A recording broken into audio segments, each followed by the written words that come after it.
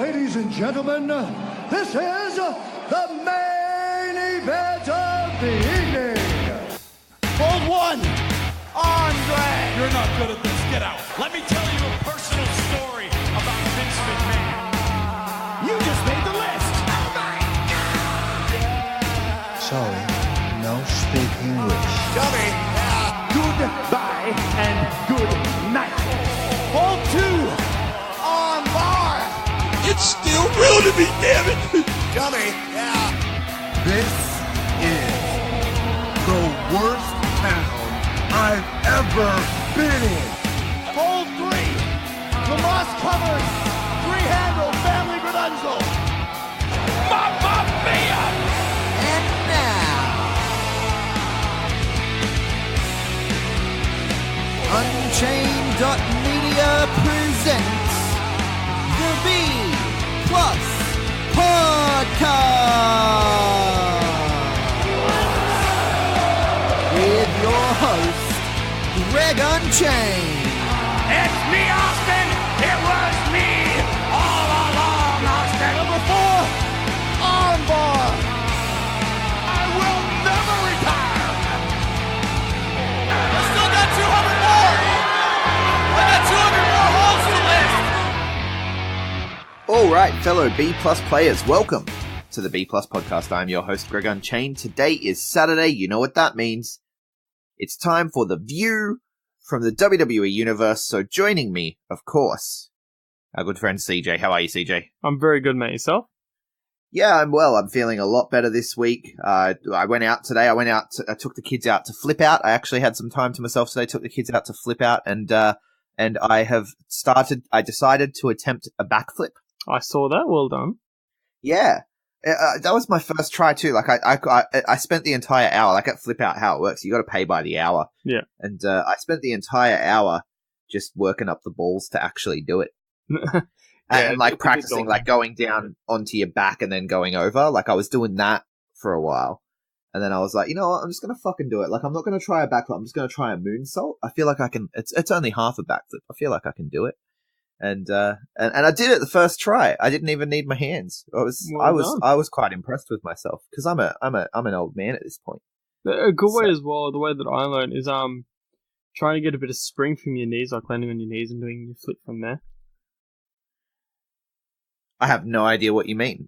Get some spring from your knees. Yeah, so similar to how, I don't know if you've done it, where you land on your knees and then you use the power from your legs to spring forward. Okay, yeah. Similar, but you've got to do it at the good timing where as you jump up and you push off, you get more height from that. You forget I'm older than you and my knees are basically powder. Oh, right, I forgot you're 50. Yeah. So I look good for 50, brother. Look good for 50. All right. Terrible for 30, though. Moving on. Let's talk. We're not here to talk about me and my adventures at Flip Out. The kids had fun, too. I guess that's the... That's the main thing, right? Yeah. You learned how to do a backflip, and the kids actually had fun. Dad, can we stop taking videos of you doing flips now? We want to play. I'm not going to lie, that was probably how it actually went, right? Yeah, pretty much. Pretty much. So, but we're here to talk about, of course, WWE, and it goes without saying, but fuck Saudi Arabia. We're still there. Okay, so I take it we're starting with Monday Night Raw. No, I'm gonna go into some things, but I just want to straight off the bat say fuck Saudi Arabia and point out once again, because some people apparently, decide to comment or whatever without actually listening to the words I speaketh. When I say fuck Saudi Arabia, I just want to be very clear. I am not saying fuck Saudi Arabians, and I'm not saying fuck the holy place of Islam that contains the Kaaba. There's a lot of holy sites in Saudi Arabia. I'm not talking about a physical location. Like, how stupid would it be to say fuck that location? Like, that's a dumb thing to say. I don't know, I say fuck Sydney all the time because I hate it. Hate the traffic, hate the people, ugh. No, but like, you actually hate the place itself, like the actual physical location of it? I wish it was closer to my house, so yes.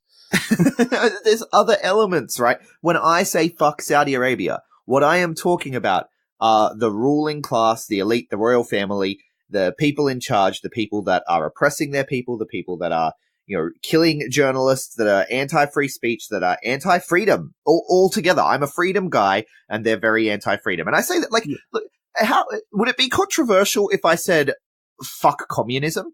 No, because I'm pretty sure everyone would agree with you. If I said, fuck Nazis? Exactly same. See, I understand where you're getting from, because it's all the same aspect. You don't like the government situation. That's what it is. Yeah, I mean, look, I don't like to get too into politics, but philosophically, I'm an anarchist, right? I believe that the best in the world will happen when more people are more free.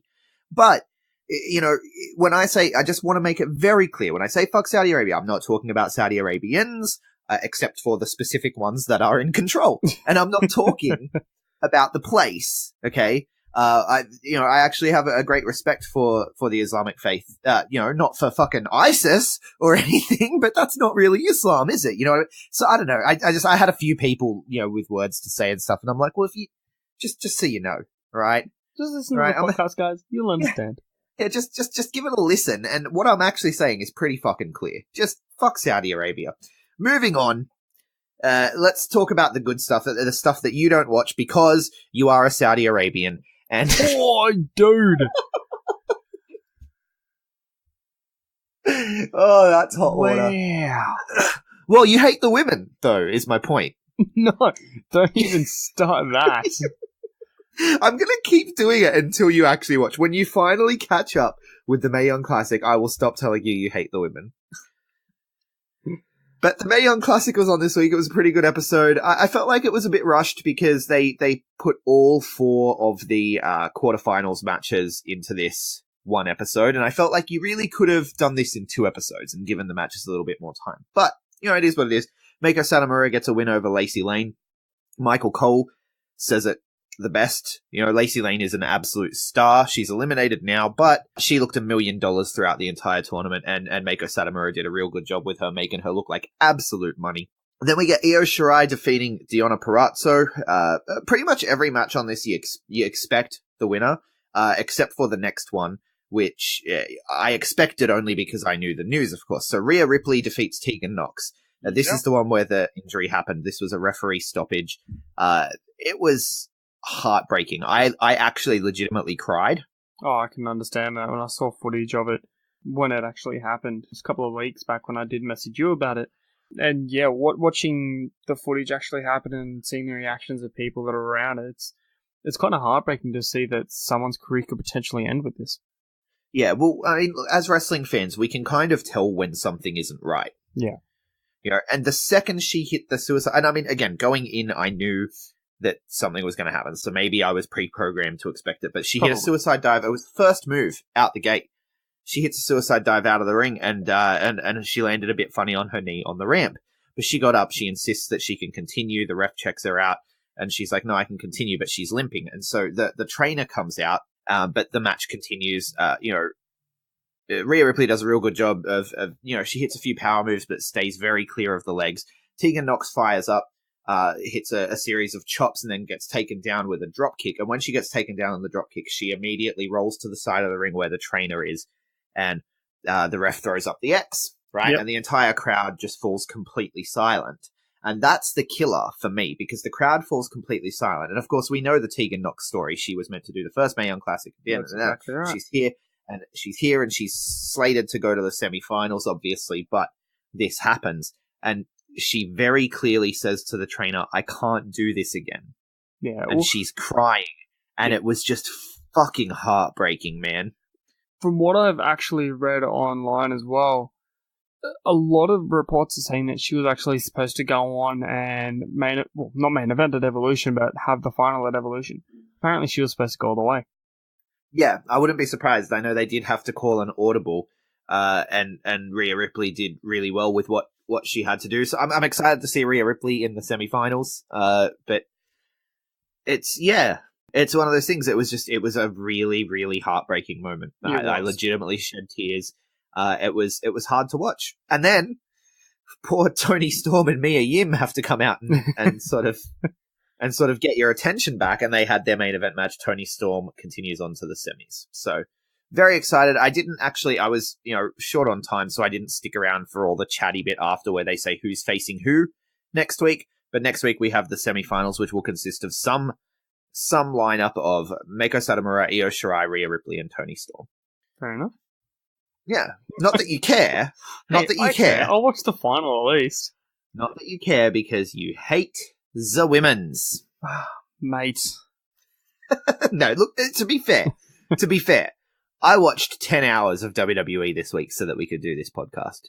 10. It's up to 10. 8. How is it up to 10? They just keep adding more and more. So the Mixed Match Challenge, of course, it's another quick one that we'll run through. Leo Rush comes out to intro Bobby Lashley for Country Dominance, and Country Dominance end up picking up the win over Team Pause, who, of course, because you can't have a surprise in WWE, they already announced it in the middle of the week, was Natty and Bobby Roode. That was actually really annoying. I hated the fact that they announced things in the middle of the week now. I really don't like it. It's frustrating, right? Like, just let something breathe. Yeah. Right? Like, here's the thing. You're WWE. People are going to show up to your fucking shows. And honestly, people would be more likely to show up to your shows if there was a chance that they'd get some kind of genuine surprise. No, that's exactly right. Yeah, so I would have liked to be like right up until the moment they come out. Who's the partner going to be? Who's it going to be? And then it's Bobby Roode. It would have been more entertaining. What? This is just so out of the blue. It's not funny. They should have had Kevin Owens' music hit anyway, right? Yeah. And do you remember? I think it was Charlie Haas, Shelton Benjamin's old partner. Yeah, he used to mimic other superstars. Yeah. Could you imagine if we had Kevin Haas? That would have been hilarious. I'm sorry. It was just. I just thought of that. Does he still wrestle? That's a good question. I think he does, but in like indies, like minor indies. This is one of those things where like I thought the dude was dead, but then I think I may have confused it with his brother. Like Kevin Owens, his brother died. No, not Kevin Owens. Not Kevin Owens. Kevin Nash. Kevin Nash. What are you talking about? I'm quoting CM Punk right there. OMG, Kevin Nash thought he was dead. LOL. Yeah, okay. I'm not getting the reference, apparently. I don't know. Anyway, moving on. Look, it's late. I was asleep before we started this podcast, alright? Because you work late on Thursday nights. This is the only time we can fucking do it, apparently. Let's get on with the show. Oscar defeat Ravishing Rusev Day. The only thing here that's really of note was the yay yay boo stuff, which was hilarious. Because, they do stupid things on the Mixed Match Challenge. And, they noticed that when Rusev and Lana put their arms up, the crowd would say, yay!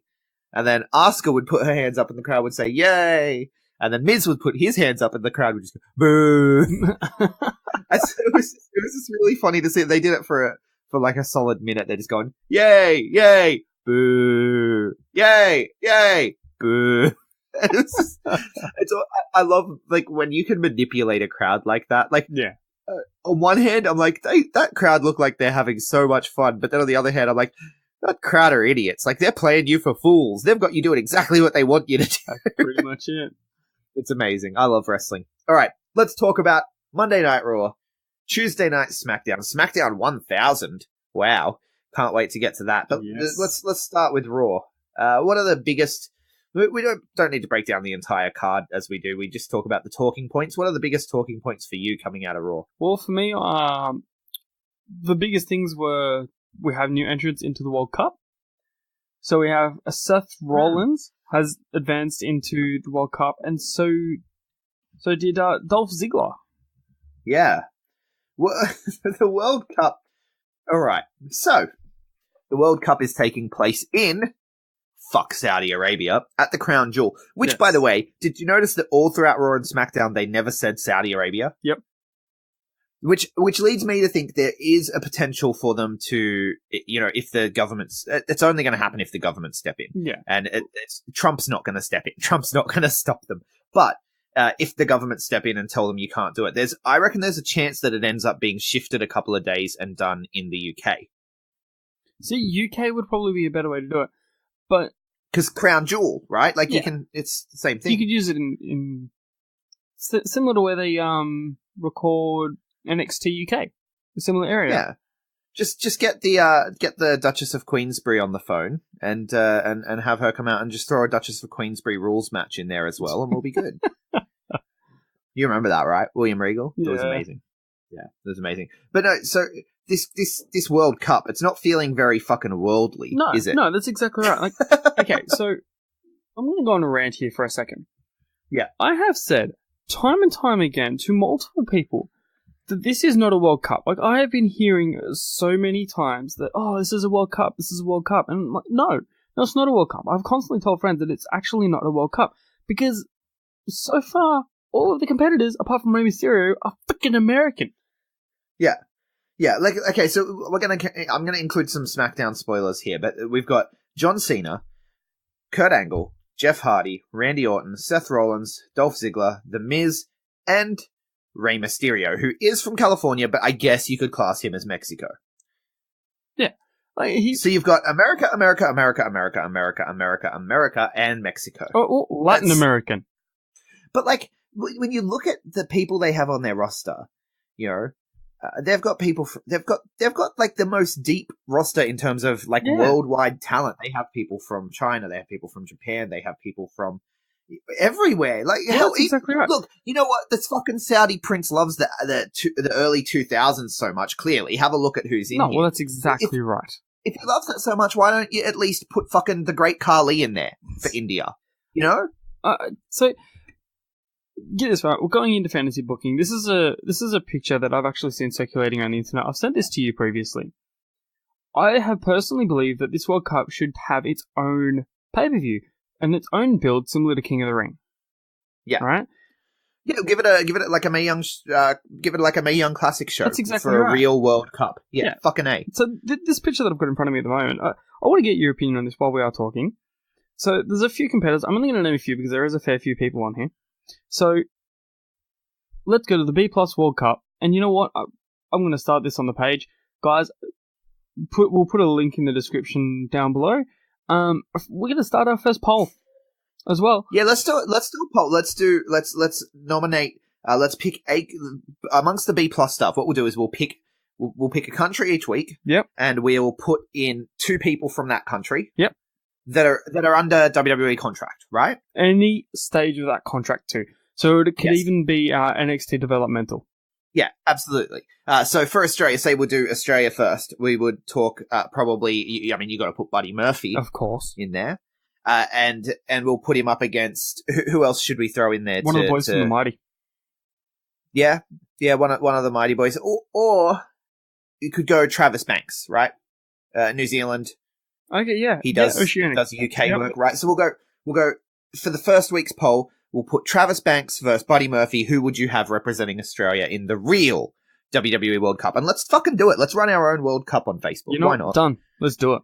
Yeah, sweet. So don't list off the people in the picture there because I like it, and I think we need to do this. We need to do our own World Cup because the WWE have done a woeful fucking job with it. I was excited. It was the one thing about this show that I was like, oh, that has some potential. And now I'm like, nah, I'm well and truly tapped out at this point. That's exactly right. So, but did you hear about why they're doing a World Cup? No, I actually haven't. This is how fucked the fucking Saudi prince is. I'm sorry. I get so angry about this and I swear a lot when... I get that. I swear, we're going to go back to not swearing as much and stuff as soon as all this bullshit with Saudi Arabia is done. But the World Cup has come about because... Saudi Arabia wanted the actual World Cup. You know, the soccer World Cup, FIFA? Yep. Yeah. They wanted the FIFA World Cup, and they were outbid by Qatar, who they are not fans of, by the way. Obviously. And so they're like, well, you get the soccer World Cup, we will get the WWE World Cup. Like, it's not a real thing, bro. No, that's exactly. Just because you paid millions of dollars to get the WWE in your pocket, and they'll bring in any fucking wrestler from the past that you want. Who do you reckon wins this World Cup? Yeah, I'm going John Cena. Yeah, probably. You know who doesn't win? The fans. That's exactly. Anyway. But moving on from the World Cup, all right, we've just said, we've got Seth and Dolph. They've progressed. Let's talk about every other thing that was involved in Monday Night Raw that was actually interesting. For example, after a really, really bad promo from the Dogs of War at the beginning of the show, and then we have a somewhat decent Rollins vs. Drew match. That was We're the greatest 3-man group in WWE history. Like, yeah, really? You are? Really? All right, mates. After that, we get a Brothers of Destruction promo. They talk about fear. They talk about how D-Generation X are running from them. Yeah. And to me, I didn't understand this because I'm like, okay, they don't have fear. They're facing you head on. They actually called you out. I don't know. But they're saying because Shawn Michaels stayed retired for so long. That's all. That's the only reason that they're saying it. It's the stupid. It's a really stupid story. The thing that I also looked at was this match was what every WWE fan wanted 10 years ago. I guess. This is my childhood. Like, all my life, I was like, oh, Brothers of Destruction for D-Generation X. That would be so cool because it would have been the four of the biggest guys in the company at that point. But no, WWE decided to go, hey, we're going to put all four of you in a time capsule, ship you off for 8 years, and go fuck you for the rest of the company. It's odd, man. It's odd. Yeah, it frustrates me, and I'm actually not interested in this match because it's just going to look like they're going to fall asleep again. Yeah, well, I felt like that. I felt like that at the. I felt like that for Triple H and Undertaker, but it ended up being a really exciting match to be there for. Yeah, true. But when I watched it on TV, it wasn't at all. It was terrible to watch on TV. So it's one of those things, right, where there's like this weird dichotomy with wrestling, and what works live isn't necessarily what works on TV, and vice versa. So it's I don't know, and the fact that I'm not going to watch it anyway means that fuck them. I'll tell you what happens. all this bullshit with the Dogs of War and the Shield, and will Dean turn, or will Drew turn, or will this happen, or will that happen? And it's gone on too fucking long already. Well, let's talk about the main event real quick because you just mentioned it. Let's talk about the main event of Monday Night Raw real quick, where we had the Shield versus the Dogs of War one more time, again for the 4,000th time in the space of 2 months, where the Shield picked up the Braun win. Strowman turned again. Though. Yeah, Braun. You see, was it Braun or was it Drew McIntyre? That's what I don't get. Did Drew McIntyre just lay waste to the Dogs of War and pretty much walk out on them? That's what I got. About? I got Drew McIntyre. Gives Drew McIntyre claim or Braun?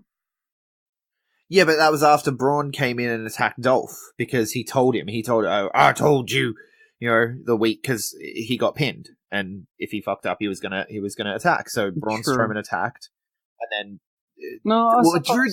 Drew did walk out on Dolph though, didn't he? He left Dolph in the ring. No, that's exactly right. He was just kind of like, I've had enough. It was a little bit confusing. I'm happy if it leads to Drew McIntyre striking it out on his own. Good. But at the same time, like, I like him and Dolph. It was the inclusion of Braun that was weird. Yeah, and it was almost like they were looking at Braun and Roman, and they were like, Braun's too over, Roman's not. What can we do to just stall any momentum Braun has? Let's put him in this weird team for some reason, and then have it not make any sense, have his character be completely different to what it was before, and then have him turn for no reason. Yeah, I think that's pretty much what it is. That's all it is. It was so odd. But I want to talk. I hate being negative. We know this. I like being positive. So I want to talk about something I really, really enjoyed, but unfortunately the rest of the world didn't. Ronda Rousey and the Bellas. What did you think of this segment? Okay, I wasn't sure if it was scripted or not, but holy hell, Ronda was so good at that promo. Yeah, well, she's gotten in some hot water for slut-shaming Nikki Bella because she said, the only door you knocked down was the door to John Cena's bedroom, and he kicked you out that door as well. You know what? Which, I thought it was a tight burn, man. Yeah, to me, I liked it. It wasn't so much slut-shaming, right? It was merely just stating a fact.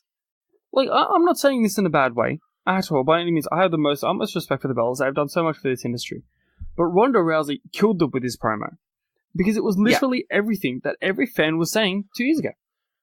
Yeah, well, and the crowd were digging it. Twitter was digging it at the time. Yeah. It wasn't until after that the sort of the backlash shit. I don't know what you'd call them. Yeah, the word police popped up and were like, you can't say that. That implies that she is only where she is because she slept her way there. And look, I don't like people saying that. When fans say that, I'm like, you're a fucking idiot. No, well, that's exactly But when another wrestler says it as part of a storyline because it gets heat. And here's the thing. It would have been better if Alexa Bliss said it. Yeah. It doesn't, because Ronda is the babyface. Yeah, I get that. But I think even if Alexa said it, I'm pretty sure people would be like, "No, that's still too over the top." Yeah, well, no matter who said it, people would have gotten upset. Yeah. But what I'm saying is it definitely would have been better. Like, I enjoy my shades of grey, but I also really do enjoy a good, strong babyface and a good, strong heel. And given the way that the Bellas turned on her, it made sense to me to be like, okay, let's have a good, strong babyface and a good, strong heel here. And Ronda can always spin it as, she was hurt, these were her friends, they betrayed her. And, that's what you do when you're hurt is you lash out. So the character can still recover from being a bitch. No, it's exactly right. But to me, the whole thing was fire. I enjoyed it. It has introduced some shades of grey because there are elements of her promo that make you say, hey, hang on, no, that's not true. And the Bellas have worked hard. And part of what the Bellas is saying is true and part of it's not. Part of what Ronda's saying is true, part of it's not. So there's some shades of grey here, and you can get behind who you want. And that's what WWE like to do now, apparently. Apparently. But you know what? Even after all of this, I still don't like the main event for Evolution. We call it... No, the main event should still be Charlotte versus Becky, sure. It should, but we both know it's not going to be. Yeah. But, I mean, I still hold out hope. I still think this could be the middle of the show, this match. See, that's where it needs to be. It's just had a decent build. I do enjoy the build. But yeah. But speaking of Evolution, actually... Yep. We also had another Renee Young return, with Tamina returning for the first time in nearly 2 years. Right. In a tag team match. And they've announced this Battle Royal for Evolution, which no one's happy about because it just reeks of lazy booking. But just on Raw, just the girls all deciding, I'm going to throw you over the top rope as if we're in a Battle Royal when we're like 2 weeks away from the Battle Royal, and throwing them over the top rope now does absolutely nothing. You know what? It gave it a Royal Rumble vibe to me. That's where I got that. It did, yeah. Like the old school Royal Rumble build. Yeah. So far, the women we have, Tamina, Peyton Royce and Billie Kay, Ember Moon, Alicia Fox, bums me out. Nia Jax, Dana Brooke, Asuka, Carmella, Mandy Rose, Sonya Deville, Lana, Naomi, and the returning Tori Wilson. Yeah. Yeah, so it's pretty good. I think that Molly Holly has been added to that since. Oh, okay. I haven't seen that. But I believe. That would be cool. I haven't actually clicked the headline, but I've seen the headline pop up in my feed. Molly Holly's been added. So, yeah, it's going to be the spot where we get some legends, we get some stuff. Like, it's good to get everyone on the card, but it's just lazy. It's just so lazy. Especially the Iconics. How do they not have a tag team match on the show? I have no idea. But you know what else I've noticed as well? Was this Battle Royale will be just as pointless as the Women's Battle Royale from WrestleMania, where Naomi, not only did she not get a trophy, but she also didn't get a championship shot. Yeah, she's been talking about that too. Yeah. It's so frustrating. Yeah, it is. And then I guess that's... I mean, we had another Renee Young return as well with Sunil Singh. Sunil Singh is back. Yep. Which is cool. But other than that, the rest of the matches were just kind of there. There was no other major story points. The only other match that I can really think of mentioning was when Kurt Angle managed to trick Authors of Pain, I guess you could say it, with dressing up in his Conquistador outfit and pretending to be in the ring, I guess, when it was really some jobber. Yeah, it was some jobber, and then he came out and hit the angle slam on Baron Corbin from behind. That was pretty fun. I suppose Lita and Trish had the promo where they got interrupted by Alexa Bliss and Mickie James. Bliss had some interesting things to say about nostalgia being great and all, but it's fleeting. And, we were kicking butt. And then Trish and Lita are out of practice. And then Trish and Lita are like, oh, we're out of practice? We need practice. And it was like, oh, they're going to have a match here tonight. Probably not against these two, obviously, but they're going to have a match. And then it just went to nothing. Yeah, it just phased away, just like the rest of this pay-per-view. You can't tease that. You can't. That bummed me out. Yeah. I was like, I thought we were going to get to see them. And that's the kind of thing that makes you excited for Raw. Like, oh, we never thought we'd get a Lita and Trish tag match on Raw. Like, why didn't you just bring out, I don't fucking know, like Mandy, oh no, they're on Smackdown, aren't they? Riot Squad even, I don't know. You could have put them against anyone. And then, what's it, Dana Brooke and that had the tag match earlier. We could have had them here. But yeah, I don't know. It was a little bit annoying Yeah, but it was also cool. It was a good promo. It was a good little segment. And the other big thing was Elias. Elias and Apollo Crews. I guess Apollo Crews is going to get the Mojo Rawley treatment, where they're going to care about him for 3 weeks and then forget he exists. See, the problem is with that as well. The problem with that statement, not the fact that they're going to forget he exists. Apollo Crews, as Yuhan Nation, killed the indie scene with his talent. He is absolutely fantastic. I mean, I'm not an indie darling like you, but holy hell, I watched his matches and he is absolutely fantastic.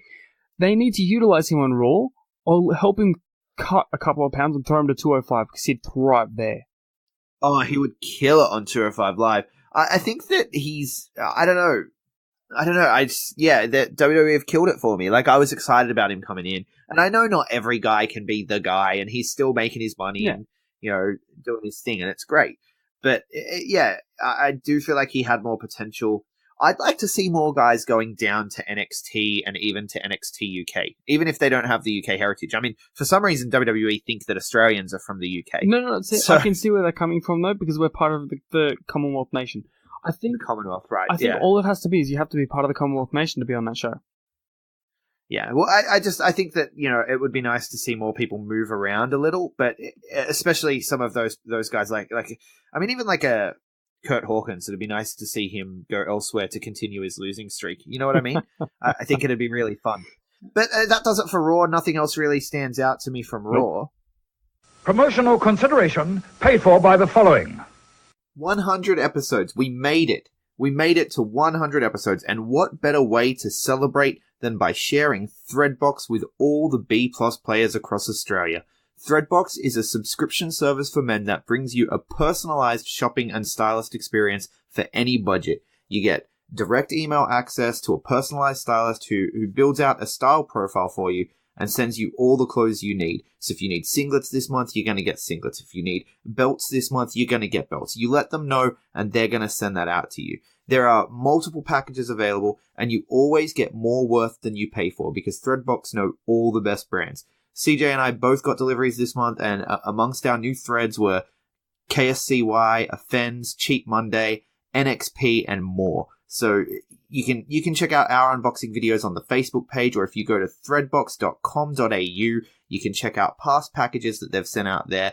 We believe in Threadbox because Threadbox want to help us, you, and men everywhere look better without all the bother of having to shop. In as low a price as $40, what more can you ask for? You're going to get more value than you pay for. Just for our fans, if you put in the code the B+15 at checkout, you're going to get 15% off your first box. Head to threadbox.com.au and use the code the B+15 to get your box today. Let's talk Smackdown 1000, or as I would like to call it, the pre-cum for the fucking of Saudi Arabia. Wow. I mean, we were transported back to the year 2003, right? For the most part. Most of it, I guess. It was actually a fairly good show, to be fair. The show opened with Truth TV, which was awesome, because Truth TV got cancelled. I wasn't expecting this. Yeah, honestly, I don't know. I was actually really annoyed with this segment. No, but Vince McMahon called for a dance break. I loved that. I absolutely loved that. But yeah, why did it have to be Truth TV? Like, they could have just had Shane in the ring cutting a promo, then have the returns of stuff units, or we could have had just someone else. No, Truth TV our truth is the most entertaining thing about WWE right now. Hello, have you seen The Miz? Sorry, I'm a Miz mark. No. Anyway. No, this was amazing. Truth TV with Stephanie comes out, Shane comes out, Vince comes out, they call for the dance break. Stephanie with the zinger. The crowd are saying, what? Stephanie's just like, he has his hearing aid in. You know what the stupid thing is, though, is for the rest of that segment, I actually started looking for his hearing aids, and I couldn't see them. No, it was a joke. It was just a zinger. Even he had a bit of a chuckle at it. Then this was AJ and Daniel. SmackDown, man. I love SmackDown, comparatively speaking. Yes. AJ Styles and Daniel Bryan lose a match to the Usos because the Usos are a fucking tag team. Yes. Now, thank the wrestling gods. I have in my notes here, I don't know if you saw it, but all I got in my notes were soccer mums versus skate park hooligans. Can someone get the Revival over to SmackDown, though? Seriously. Yeah, the Revival would thrive better with that SmackDown tag team division. Yeah, the SmackDown tag team division makes me smile. What happens later, notwithstanding. So then, we get the Evolution reunion is probably the big thing we need to talk about. And look, I'll shit all over the nostalgia booking forever. Yep. Especially random, like why are Evolution here? Evolution weren't on SmackDown. Each of the guys have a history with SmackDown. I think that's what it was. I think it was because they all have so much history with SmackDown that I don't think Ric Flair does, though. To be fair, Ric Flair was on SmackDown for a fair bit, though. Okay, fair enough. Wasn't he? No, he wasn't a general manager. He was general manager of Raw, wasn't he? Yeah. Okay. But anyway, they do their thing. They each have a chance to talk, and then Batista, steals the show when he says that Triple H has done he runs through all of their accomplishments: 13-time world champion, 14-time world champion, 16-time world champion. He runs through all their accomplishments. He even references Bootista and Bluetista, which was amazing. So good. I love when a superstar becomes self-aware. I love that shit. That's why I like John Cena so much, because he's a walking meme and he knows it. Exactly right. I just want to point out, I love John Cena's Instagram. Yes, yeah, it's amazing. It's amazing. Well, what about, have you seen the potato salad Reddit subreddit? No, I'll have to have a look at that. It's just pictures of John Cena because he's the wrestling equivalent of potato salad, and it's anyway.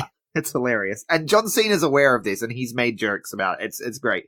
But anyway, the crux of this segment was they're building to Batista versus Triple H at WrestleMania. That's pretty much it. So he says, he lists off all their accomplishments, and he gets to Triple H, and he's like, there's nothing that this man hasn't done in this business except beat me. Did you just love Randy's reaction? Yeah. Randy just bounced around the ring, pulling out his collar. He's like, oh, it's about to get serious. All of them reacted so perfectly. The way they reacted, to be honest with you, I almost thought, because Batista wasn't invited, right? Yeah. Originally to SmackDown 1000. He was very vocal about it. Batista has been very vocal about the fact that he wants to go back, but there's never a call. He's waiting for him to call. He wants to go back because he wants to get more into his acting, but he wants to have one last run. Yeah. Right? And so it's very clear, like, he says he's called, he's pitched, and he's just waiting. Like, everyone's like, sounds good, we'll get back to you, sort of thing, and then no one ever gets back to him. Pretty much. And I almost thought for a second, with the way they all reacted, I'm like, did he just go into business for himself? You know what? He might have. Because they reacted so well, I was like, it felt real for that moment. It really did. Like Triple H is really good at actually looking pissed off. He really is. It scares me. But, like, I don't know, the reaction and how natural it was, and literally it was Batista just staring. Batista stared Hunter straight down the eyes, and he's like, "You know what? I'm going to screw you over right now." Yeah, it did to me. Like, I'm not saying this is what happened. It's probably not what happened. It's probably the plan all along. But it had that feel of, like, did he just go into business for himself? Like, did they walk back through the curtain and Triple H was just like, "What the hell was that?" And he was like, "Well, now we have to do it, man." Because well, it's got the internet buzzing. I put it out. It does have the internet buzzing now. Everyone wants this match. Yeah, it's the kind of WrestleMania nostalgia match, because both of these guys are still in the peak of their lives. Like, I mean, they're older for wrestling, but they can both still go. They're both super fit. No, that's exactly right. And it's a match that people would actually love to see. So I'm actually very excited by this. This, like, the segment itself was fun.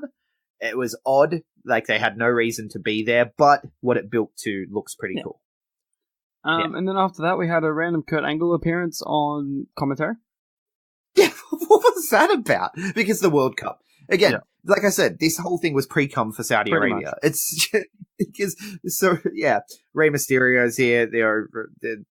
Everyone's getting into the World Cup who you expect the Saudi prince to want to get into the World Cup. It's very clear what's happening. The thing is, though, is what I didn't understand is The Miz defeated Rusev to get into the World Cup. Yeah, Rusev on Twitter was like, "Sorry, world, I tried to represent you." Yeah. I love Rusev so much. I feel like he probably got in trouble for that tweet too. More than likely, because you're not allowed to question the Saudi Arabia booking. You know? Yeah, but English causing the distraction with Miz getting the win over Rusev with a roll-up. This was... It was actually building to be a decent match, and then English just comes out of nowhere and ruins it, like he ruined SmackDown every time he's on it. I don't know, I'm going to be very vocal about this. You're supposed to hate him, right? You're supposed to hate him. No, you know what? I hated him when he was in NXT before he was Vaudevillains.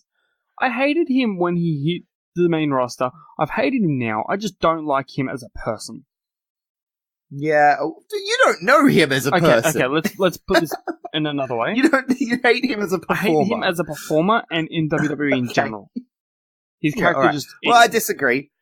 I think he's fantastic and I think he's doing his job. But, it is what it is. And then, I guess the last two things to talk about. Cutting Edge. What the hell was that all about? We got a Cutting Edge for some reason. Yeah, considering Edge was like, oh, my show was cancelled and I'm not going back. And then all of a sudden they're like, oh no, we have the Cutting Edge.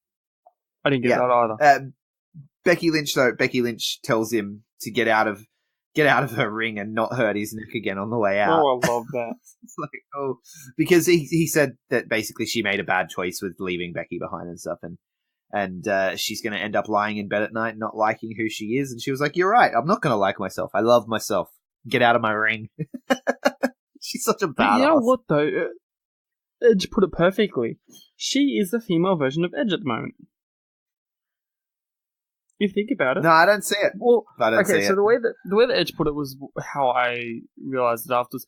Was she took the opportunity she could.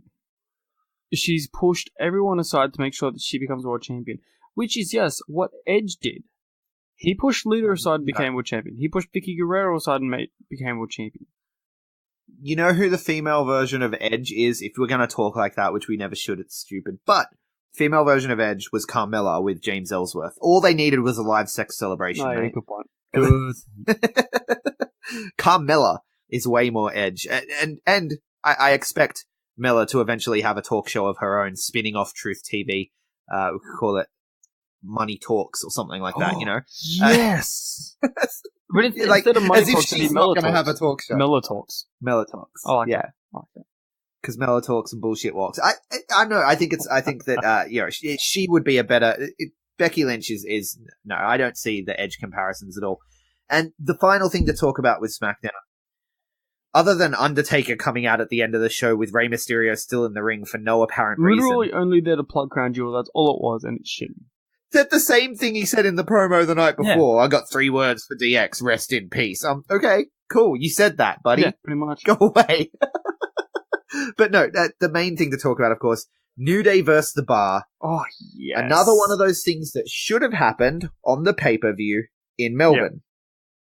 Yeah. Don't at me. It's seriously, like, what the hell? But Big Show, for some reason, decides to attack Kofi. He got asked about it on WWE.com, and he just shrugged. He was just like, oh, I wanted to. Like, what the fuck? There's no reason for this. He's practically joined The Bar now. And now The Bar are the champions, the tag team champions, which I'm okay with them being the champions. I think that's awesome, but it came a couple of weeks too late. It should have happened at the pay-per-view, and it came in the weirdest way possible. It really, really did. Like, why did they even have this rematch, by the way? Because Teddy Long was there, and Teddy Long was like, "Hey, Paige, you should chuck a me." Did that actually happen? Did I miss a segment? No. So there was a backstage segment where Paige, Teddy Long, John Laurinaitis, and Vicky Guerrero were all in the same room. Yeah, they were just dancing. Yeah, but that's what the commentators were saying. They were like, "Oh, with all the general managers being here, Paige got an idea for a tag team match." Okay, I didn't pick up on that, but okay, that makes sense, I guess. It just seems weird, like why these rematch city, man, rematch city. I hate it. But that's. Yeah, that's WWE. That's WWE. So let's talk about 205 Live and NXT. You want to take the reins for 205? Well, 205 I actually really enjoyed this week on 205 Live. So we started the show with Akira Tozawa versus Drew Gulak. Gulak kept control for most of the match, actually. It actually turned out to be a really good match. And then Akira Tozawa actually got the win by disqualification, with Jack Gallagher interfering once again, as he does every single time Drew Gulak is in a match. Which led to the Brian Kendrick making the save. That's exactly right. The Brian Kendrick makes his return to 205 Live after a week of being gone. 1 week. You can't call it a return. And, But yeah, go ahead. Yeah, so he makes a save, and I see Drew Gulak and Jack Gallagher versus Brian Kendrick and Akira Tozawa. In a couple of weeks, yeah, absolutely. I'm going to say this about 205 Live this week. I really missed the 3-match structure that they had. This 2-match structure throws everything off, and having 5 people in the main event was a bit much. See, I actually liked that. Well, before we get there, obviously Drake Maverick did congratulate Buddy Murphy. Thank you. Got the recognition. He finally has his own side plates. I'm happy. Yeah. Mike Kanellis says that the attack was business. It wasn't personal. He was just sick of waiting. Sounds familiar, Drake Maverick. You notice I'm not calling him Daddy anymore. He's lost his Daddy title. No, he has. He's a disappointment. Who's going to be the new Daddy daddies now? everywhere. Sean Maluda? No. Just so no. Next week after that, we have Mike Kanellis versus Lince Dorado. Yep. And we also have Hideo versus Mustafa Ali in that Falls Count Anywhere match. I hope the win actually comes outside the ring somewhere. I hope it's like out on the street. Yeah. How good was Mustafa Ali's promo? That was so good. Like, that was a promo that we've not seen in ages, and that was just fire. Yeah, because it was like a pre-tape one. He was actually out in the rain, walking down a street, saying, we're gonna turn down a different street this time. The Falls Count Anywhere," and he's building to that match, and it was just a fantastic promo. Go watch this promo, people. Mustafa Ali, he brings it in the ring, but this pre-tape promo, and look, it may have been take 75, who fucking knows, but it was absolute fire. It was very entertaining. Especially because it was something different too. Like all the promos on 205 Live are just, selfie promos or person backstage, So this was really cool. Yeah, that's exactly right. I hope it leads to like a bit more of like adding a new element to his character that he actually sticks with a little would be cool. Like the hoodie up, all that stuff. It was absolute. Yeah, I'd like to see him sort of have that edge where he has the little vibe to him. Does that make sense? Like have that. Yeah, like he's this superhero that always overcomes kind of thing when he wears that mask or whatever. Yeah. But if he goes really brutal in this match and just shows us that no, like it would add that thing to him where we know that if it comes to it, like hoodie up and he's down to just kick some ass and it looks really cool. Like I'm keen this version of Mustafa Ali could be what the Demon should be for Finn Balor. Yeah, but not even that gimmicky. Just knowing it's there, knowing feeling. It's part of his personality. Just that feeling. Yeah. So after we get that match will be on episode 100 of 205 Live. I really like that. Oh, there you go. I didn't even notice that. That's amazing. See, I personally think there should have been a Cruiserweight Championship match on episode 100, but no, we're getting a better match at the moment. This is what I'm excited for. And then we have the Fatal 5-Way, TJP versus Lince Dorado, Tony Nese, Leo Rush, and Cedric Alexander. What a match. Yeah, look, this match was good. It just reeked of we need to get all 5 guys on the card because we don't get to see them as much anymore. See, I get that. And I wasn't a fan of that. And it was so fast-paced. Everyone was getting their shit in, but there was no real story. See, I don't feel...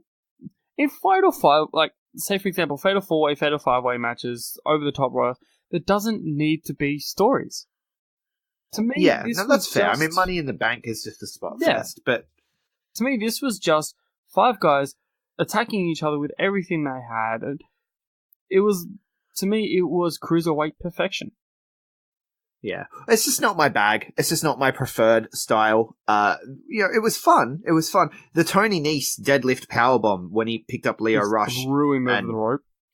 Threw him over the rope to everyone else waiting outside. That was really nice. And then the finish came when, Cedric Alexander hit Leo Rush with the lumbar check.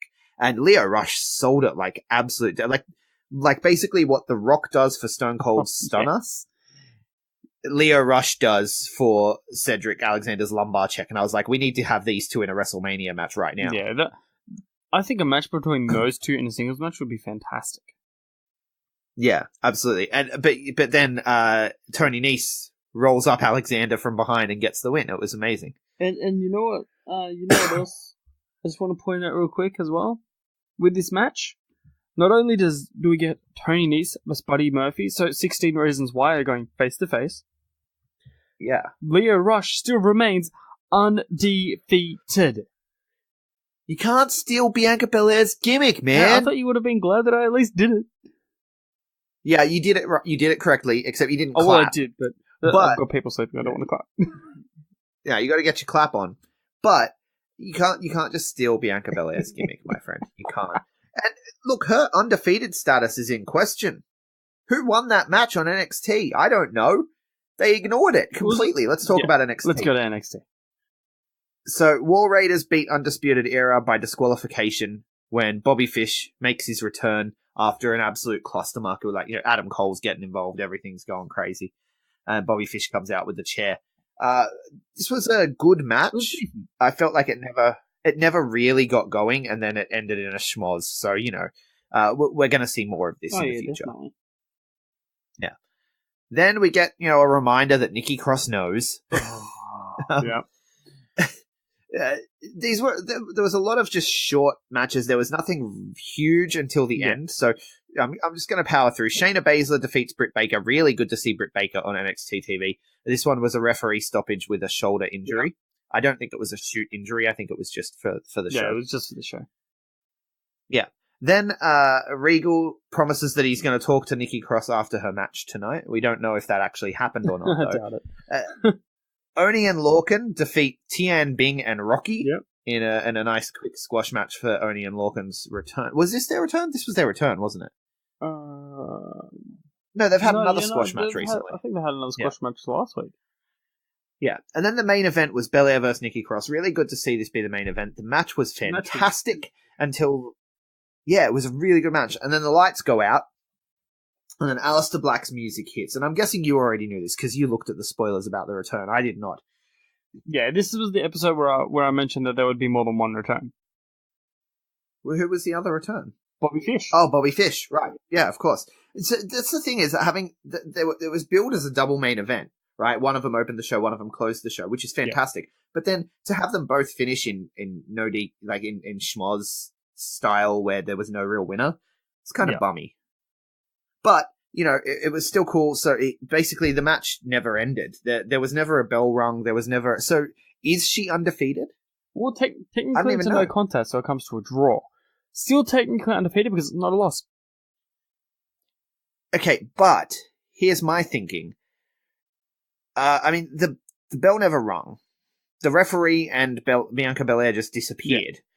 So there was contact between Aleister Black and Nikki Cross when Nikki Cross whispered in Aleister Black's ear. So you could say that Nikki Cross wins by DQ. No. You could also say that Nikki Cross wins by countout because Bianca Belair wasn't. Yes, but neither was the ref, so there's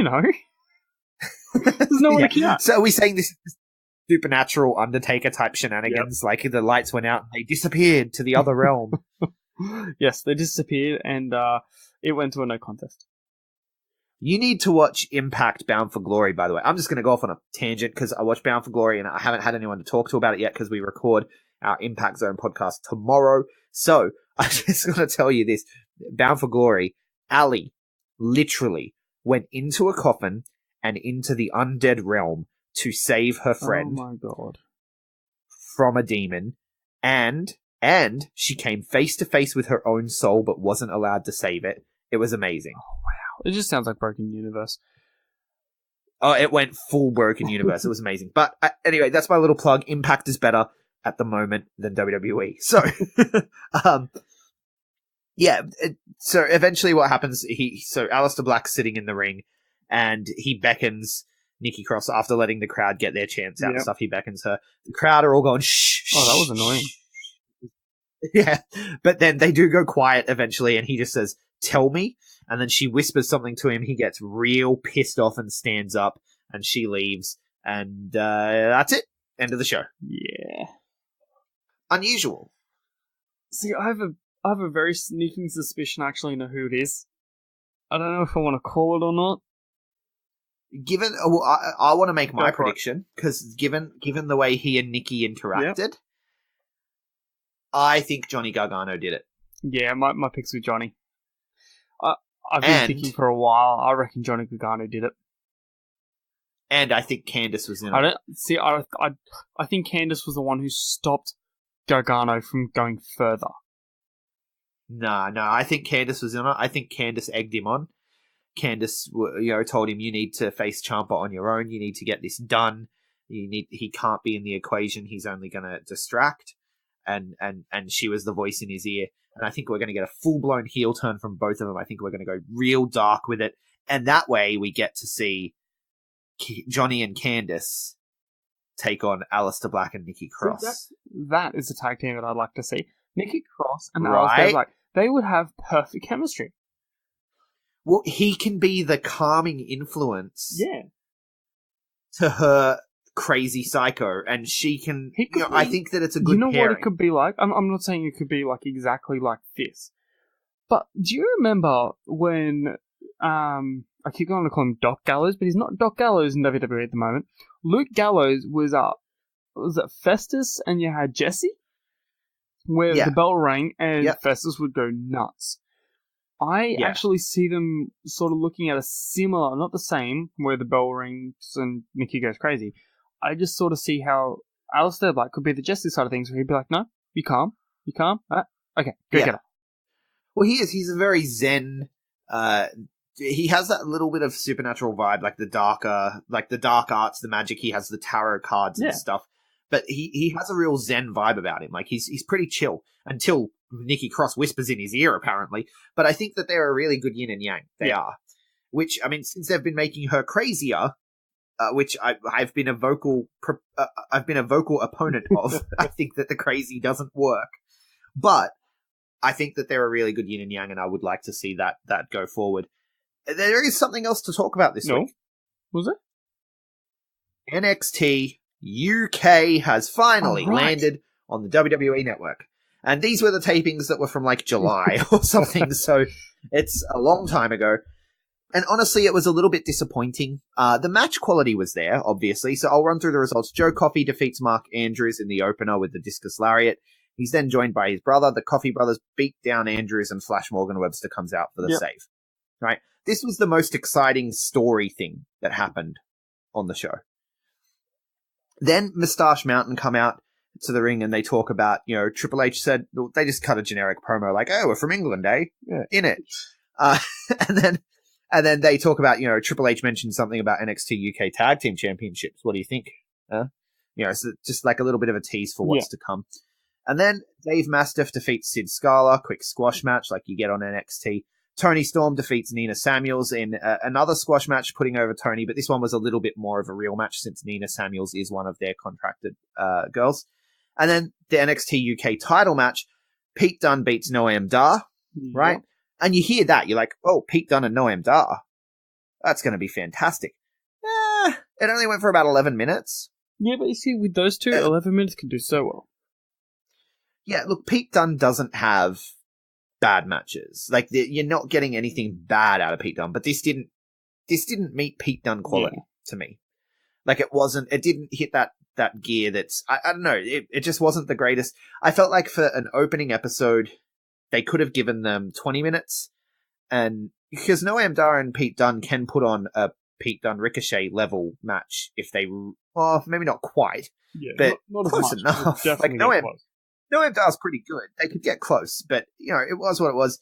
I felt like there was just nothing of consequence. It was just matches for the sake of matches. And, I mean, it's early days for the brand, so it'll find its footing as it goes along. Hope so. Yeah, but for me this week, I mean, I know I messaged you and I was just like, don't bother watching it because I didn't want to wait another hour to do the podcast because then we'd be sitting here at 1 a.m. And but it's just a matter of like there was nothing really major of consequence. You could definitely go back and watch the Pete Dunne versus Noam Dar match. It was a fun match. The opener with Joe Coffey and Mark Andrews was pretty good too. But overall, as a show, I'm waiting for it to find its feet. Yeah, I think I'm right with you there. Like, it took the NXT, when they turned NXT into an actual show, it took that a while to find its feet, and I didn't pay attention for the first few weeks either. But when they introduced Tyler Black, and they were like, no, Tyler Black is Seth Rollins, I was like, oh, Okay, well, I like Tyler Black, so I'll give it a go. Yeah, that was back when it was on Fox 8, right? Yeah. Like, that's well before they had the network. Yeah, that's amazing. But yeah, so that's WWE for this week. 10 hours of WWE program, and we managed to get it into under an hour on the podcast. How good is that? That's goals right there. Yeah, absolutely. So we watched 10 hours. You don't have to. You can thank us later. What I will not be doing is I've made the decision. I'm not going to watch Crown Jewel. You're going to watch it, you've 100%. Said. You can power ahead with the podcast. I'll sit here talking about how shit it is while you tell me everything. Okay, sounds good. Yeah, but yeah, so that's it for WWE this week. Anything else you want to talk about, CJ? No, I'm pretty happy. I'm pretty good. All right, where can guys, people find you? You can find me on Facebook at CJ's World, or you can find me on Instagram at CJ's_World. And I am at GregUnchained on Twitter, at the GregUnchained on Instagram. We collectively are the B+ Wrestle on Twitter because wrestling wouldn't fit the B+ Wrestling everywhere else. Make sure you hit that subscribe button, hit the like button, hit the share button, etc., etc., and leave us a 5-star review on iTunes because we do this to get the love of wrestling out there. And the more 5-star reviews we get, the higher we go in the algorithms, the more people are going to see the show. And, I mean, yes, we benefit from that in the end, but really what we want to do is we want to expose Aussie Graps. That's what this whole thing is about. We only talk about WWE so that people will listen to us, so that then when we throw out references to like Robbie Eagles and stuff, people are like, oh, I've heard that name. Let's go check it out, So make sure you hit that 5-star review button if you're also a fan of Aussie Graps, because it's going to help us get the word out. And we do a bunch of other shows throughout the week, so hit the subscribe button. Make sure you don't miss anything. And thank you so much for listening. Hold one! Arm drag! You're not doing this. Get out. Let me tell you a personal story about Vince McMahon. You just made the list! Oh my God! So, no speak English. Dummy! Goodbye and good night. Hold two! Arm bar! This is the worst town I've ever been in. It's still real to me, damn it! Dummy! Hold three. The moss covered three-handle family.